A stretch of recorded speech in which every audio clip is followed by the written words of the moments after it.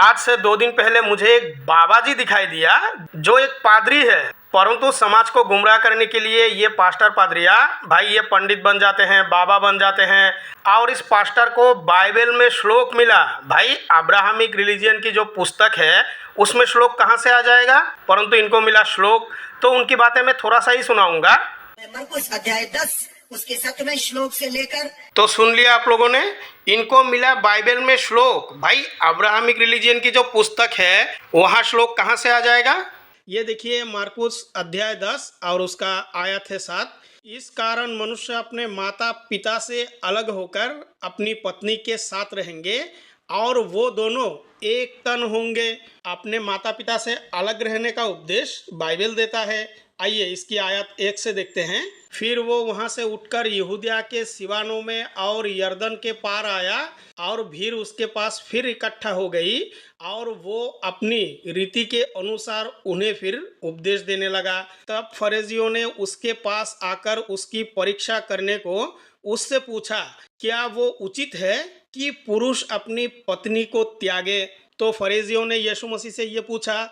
उसी फरीसियों ने यीशु मसीह से ये भी पूछा था, तेरा पिता कहाँ है। परंतु यीशु मसीह ये नहीं बता पाए कि मेरा पिता वो है। तो आज के समय पास्टर पादरिया ये कहते हैं जो बाइबल का यहोवा गॉड है उसका ही संतान यीशु मसीह है। परंतु यीशु मसीह ने तो पिता के विषय में कहा, परंतु वो पिता कौन है, क्या वो यहोवा ही है। क्या बाइबल में ऐसा कहा है। जिस समय फरीसियों ने यीशु मसीह से पूछा था उस समय तो यीशु मसीह ने ये नहीं कहा कि यहोवा परमेश्वर ही मेरा पिता है।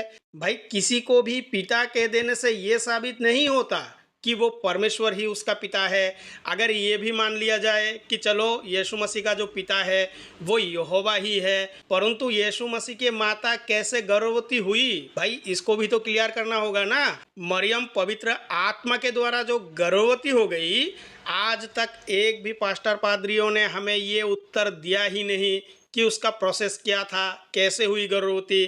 भाई सवाल मत करो, तुम मान लो। आइए आगे देखते हैं। यह है आयत 4। उन्होंने कहा, मूसा ने त्याग पत्र लिखने और त्यागने की आज्ञा दी है। यीशु ने उनसे कहा कि तुम्हारे मन की कठोरता के कारण उसने तुम्हारे लिए यह आज्ञा लिखी, पर सृष्टि के आरंभ से परमेश्वर ने नर और नारी करके उनको बनाया। भाई नर और नारी करके कहाँ बनाया। आदम को तो मिट्टी से बना दिया और आदम की बाया पसली की एक टेढ़ी हड्डी से उसकी पत्नी को बना दिया। आदम को जो बनाया था यहोवा परमेश्वर ने मिट्टी से, तो भाई मिट्टी कहाँ से लाई थी। अगर मिट्टी को यहोवा परमेश्वर ने ही बनाया तो ऐसी कौन सी पदार्थ है जिससे मिट्टी को बनाई। भाई बहुत अच्छी तरह से इन बातों के ऊपर तर्क किया जा सकता है, परंतु पास्टर पादरिया इसीलिए आज के समय बाबा बनते हैं, पंडित बनते हैं, ताकि लोगों को भ्रमित किया जाए और उनको ईसाई बनाया जाए। अगर एक बार ईसाई बन गए तो भाई वो बाइबल को ही मानने लगेंगे। बाइबल में जितनी बातें हैं वो उनको मानना ही पड़ेगा, चाहे इसमें बिना सिर पैर की बात हो, इससे कोई लेना देना नहीं है। परंतु इन बातों को तब मानेंगे जब कोई ईसाई बन जाएगा। इसीलिए आज के समय देखिएगा ज़्यादातर पास्टर पादरी भाई पंडित बन जाते हैं। इनको देखिए, ये भी अपने आप को आचार्य घोषित करते हैं, गीता के श्लोक पढ़ते हैं, हमारे वेदों के मंत्र को पढ़ते हैं। भाई न जाने वेटिकन सिटी की किस फादर ने लिख के उन्हें दे दिया किस तरह से पढ़ो, क्योंकि इनके पास कुछ भी नहीं है ना। बाइबल है, बाइबल में तो ज्ञान विज्ञान कुछ है नहीं, इसीलिए उनको बाबा और पंडित बनना पड़ता है। मूल कारण यही है। तो आइए आगे और थोड़ा देखते हैं। तो आयत 7 में जो कहा, इस कारण मनुष्य अपने पिता माता से अलग रहेंगे, अपनी पत्नी के साथ रहेंगे और वे दोनों एक तन होंगे। तो उसके बाद आयत संख्या 8 में फिर कहा, इसीलिए वे दो नहीं पर एक तन है। इसीलिए जिसे परमेश्वर ने जोड़ा है उसे मनुष्य अलग ना करे। तो परमेश्वर ने जोड़ दिया है, मनुष्य उसे अलग ना करे।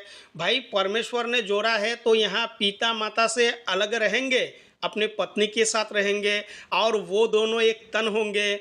जिस पिता माता ने एक बच्चे को पालन पोषण करके उसको मनुष्य बनाया हो, उसको इंसान बनाया हो, ज़रा सोचिए वो अगर अपने पत्नी के साथ रहे और वृद्ध काल में अपने पिता माता को छोड़ दे तो भाई यीशु मसीह की इन वचनों से लोगों के मन में क्या असर पड़ेगा। ज़रा सोचिए, क्या समाज में सुधार आ सकती है यीशु मसीह की इन वचनों से।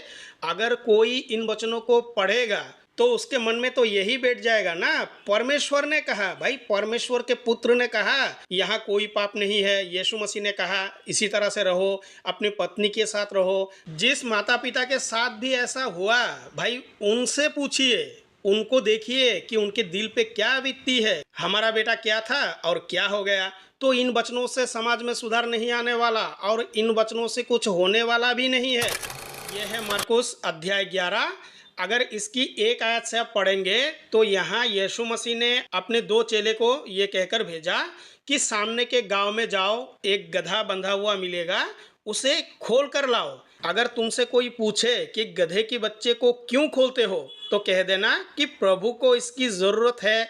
उसके बाद यीशु के चेले ने उस गधे के बच्चे को खोल के लाया और उसके ऊपर कपड़े डाले और यीशु मसीह को उसके ऊपर बिठाया। भाई हमारे यहाँ, हमारे सनातन धर्म के अनुसार अगर शिव जी बेल पर सवार होते हैं तो ये पास्टर पादरिया कहने लगते हैं कि देखो ये कैसा भगवान है। भाई शिव जी कम से कम गधे पे नहीं बैठे, ठीक है, आपके यीशु मसीह तो गधे पे बैठे थे और उनके चेले ने कपड़े भी बिछा दिए और यीशु को उसके ऊपर सवार भी करा दिया।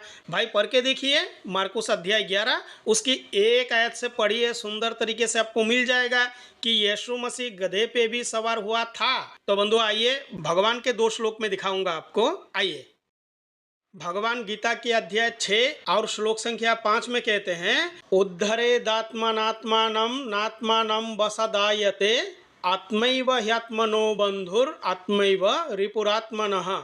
अपने द्वारा अपना संसार समुद्र से उद्धार करे और अपने को अधोगति में ना डाले, क्योंकि यह मनुष्य आप ही अपना मित्र है और आप ही अपना शत्रु। तो ये भगवान का उपदेश है। इसीलिए पास्टर पादरियों को पंडित और बाबा बनना पड़ता है कि मैं पहले सनातनी था, अब मैं यीशु जी की शरण में आ गया हूँ, अब मैं यहोवा परमेश्वर को मानने लगा हूँ। ये पंडित और आचार्य बन के बहुत ज़्यादा ढोंग रचाते हैं और कहते हैं कि मैं पहले सनातनी था। और इन्हीं पास्टर पादरियों को अगर आप ये सवाल करोगे कि हमारे सनातन धर्म में तो ये कहा गया है, ज़रा इसको समझा दीजिए, भाई आप देखिएगा गोल गोल घुमाने लगेंगे और कुछ कुछ कह के वहाँ से भाग निकलेंगे। ये उनका पुराना काम है, आज का नहीं। तो इसी अध्याय के प्रथम श्लोक में भगवान कहते हैं, अनाश्रितः कर्मफलम कार्यम कर्म करोति यः सा सन्यासी च योगिश्च नान्य अग्निर्न चाक्रियः। जो पुरुष कर्मफल का आश्रय ना लेकर करने योग्य कर्म करता है वो सन्यासी तथा योगी है, और केवल अग्नि का त्याग करने वाला सन्यासी नहीं है तथा केवल क्रियाओं का त्याग करने वाला योगी नहीं है। ये भगवान का उपदेश है। तो बंधुओं वीडियो को लाइक करें, शेयर करें, चैनल को जरूर सब्सक्राइब करें। मिलते हैं अगली वीडियो में। धन्यवाद।